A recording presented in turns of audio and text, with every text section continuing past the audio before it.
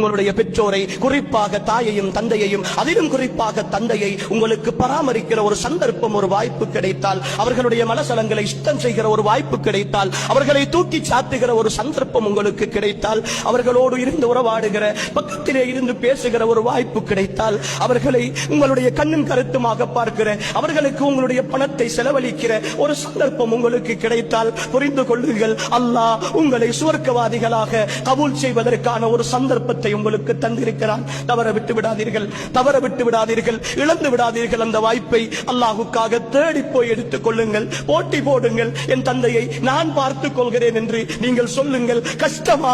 பொறுமையோடு இருங்கள். சிரமமா? வேலை போகிறதா? நேரம் போகிறதா? சம்பாதிப்பதில் சிக்கலா? அல்லாஹ்வுக்காக பொறுமையோடு இருங்கள். இந்த உலகம் முடிந்துவிடும் சகோதரர்களே. பராமரிக்கிற என் தந்தை மௌத்தாகுவதற்கு முன்னால் நான் மௌத்தாகி போவேன். ஆனால் என் கபர் இருக்கிறது, என் மஹ்ஷர் இருக்கிறது, என் ஸிராத் இருக்கிறது, என் சூழம் இருக்கிறது. எனக்காக என் தந்தையையும் தாயையும் நான் பராமரித்ததற்காக, அவர்களுடைய சொல்லை கேட்டதற்காக, அவர்களை கௌரவப்படுத்தியதற்காக, அவர்களை கண்ணியப்படுத்தியதற்காக, எனக்காக என் ரப்பு தயாரித்து வைத்திருக்கிற அத்தனை சந்தோஷங்களும் அவுஸது அபுவாபில் ஜன்னா, அவுஸது அபுவாபில் ஜன்னா, சுவர்க்கத்தினுடைய நடுவாசல் எனக்காக என் தந்தையின் மூலம் திறக்கப்பட்டிருக்கிறது. அந்த சந்தோஷத்திற்காக என் ஈமானிய உறவுகளே, பெற்றோர்களை அல்லாஹ்வுக்காக சுமைகளாக நினைத்து விடாதீர்கள்.